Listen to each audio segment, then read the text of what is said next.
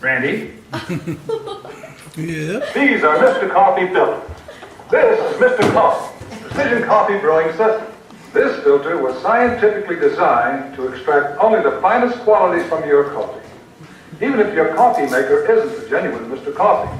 Our filter filters out oils, sediment, and bitterness. Filters in great coffee flavors. Mr. Coffee filters. You'll find them in supermarkets, department stores, fine stores everywhere. Okay, Harlan, you want to come up? And we'll just hold that one. That's our money clip. You can sit right here if you can see. You're gonna. No. We're gonna. You're gonna read the whole thing. This is gonna be very dramatic. What, sitting here? Yeah. Can I stand up? We should tell. You can do what you want. Yes, and you can also take the mic. We should tell you this, that we didn't know we were going to be doing this until about 1 o'clock today. When Harlan read me this at the kitchen table, and Right one.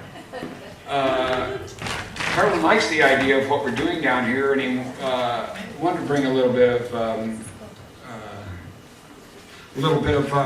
good writing to this. But I guess the main thing to say about this is that you're dedicated to preservation of the fishermen.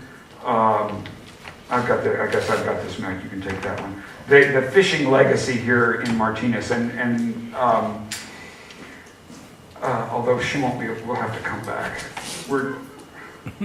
Where's our girl? She's here. Okay, all right. This is our other girl too. All right. Well, it's just like radio. You know, I used to be a ventriloquist on the radio. It's the best job I ever had. Bada bing. Can I stand? Yes, you may stand. But she'll, and then when she comes, we'll just get out of the way. So, and I have to say, he told me one story that was really, really good, but it's too long for tonight because we're squeezing him in. About Joe DiMaggio, a bait shop, and 3 guys from. That was my bait shop. Yeah. He used to come and buy bait from me. Okay, don't tell the story. We're going to tell it later. That's a really good one. I don't even know that story. Read this one. This is good. Okay, I'm going to do a reading here. We are the last Alaska sockeye salmon fishermen left alive in this town. We practice what was taught by the old Italian fishermen. We chart the same course, use the same gear, and practice the same methods in the same places. John and I are having our annual discussion concerning the gillnet fishing prospects for the 2014 Bristol Bay season. He is sitting opposite me on the porch of the bait shop in the Martinez Marina. He supplies live bay shrimp, which goes over the counter as bait for $26 a pound. Gamecock is his fishing vessel. She's a 36-foot wooden World War II era naval rocket boat. Long ago, the deck and the cabin were modified to accommodate the live tank and beam trawl gear he uses to drag up the shrimp and sculpins that he sells. He builds his nets by hand, a 3-dimensional exercise and not a funnel designed to drag on the bottom, yet keep its conical shape. Every year in the boatyard, he rebuilds parts, pieces, and sections. The big old Jimmy Diesel spews oil in its compartment. He keeps a bucket of dishwasher soap on board to throw in the bilge. Coast Guard is not his friend. Every second year, in serial fashion, the Gamecock sinks in its berth. He can have it up and fishing in a fortnight. His family is an old-school fishing family, the DiMaggios, that is. They were always expert at keeping these tired old vessels working.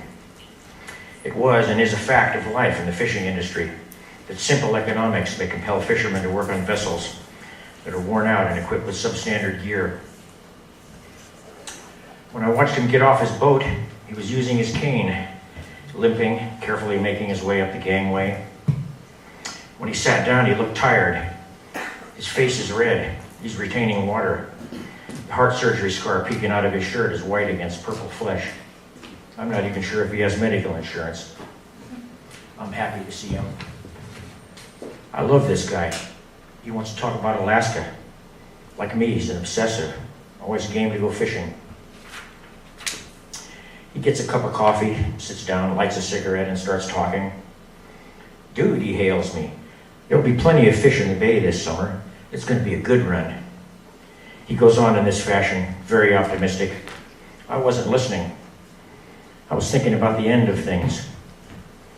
After a while, he tells me that this may be his last year in Bristol Bay.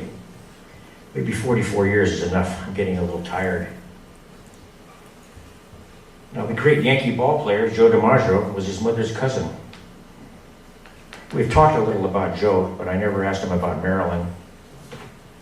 Did you ever meet her? Oh yeah, she stayed at my mother's house a couple of times when Joe was passing through town and wanted to lay low. My mother's house was out on Flora Lane, and Joe didn't want to go downtown and deal with a lot of people. Did you talk to her? What was she like? Well, she just sat there at the breakfast table in the bathrobe and ate ham and eggs. She was like an ordinary person. Marilyn Monroe, an ordinary person. Imagine that.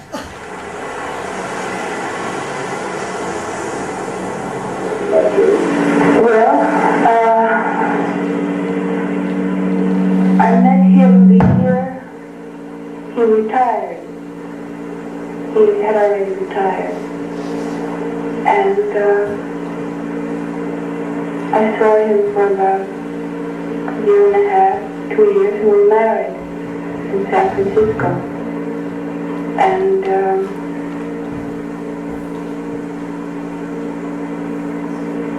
his background,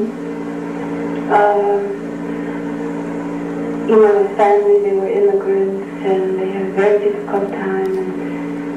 And when he was young, he had a very difficult time. He was a wonderful athlete. And he could hit a baseball. Anything thrown his direction, he could hit.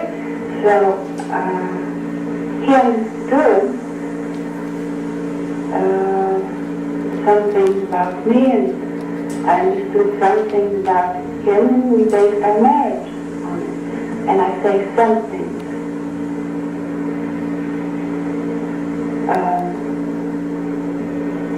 Well, I don't want to say that. I just say we understood some things about each other. He has a very sensitive nature in many respects. You know, one thinks of an athlete as being, I don't know, not having that, but they do.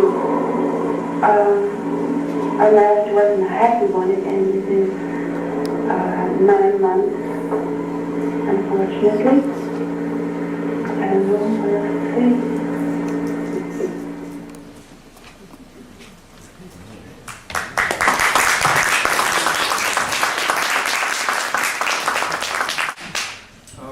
We were talking about this clip because you heard this today, and I heard this as well. And the image of Marilyn Monroe as some sort of airhead who doesn't really have any way of communicating anything. I think that sort of belies that, doesn't it? It certainly does. It just was very thoughtful and self-aware.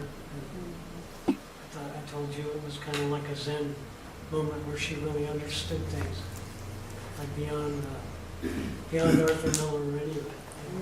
Yeah, and also knowing that Joe DiMaggio really was there for her through her demise and at the end and past the end and onward. So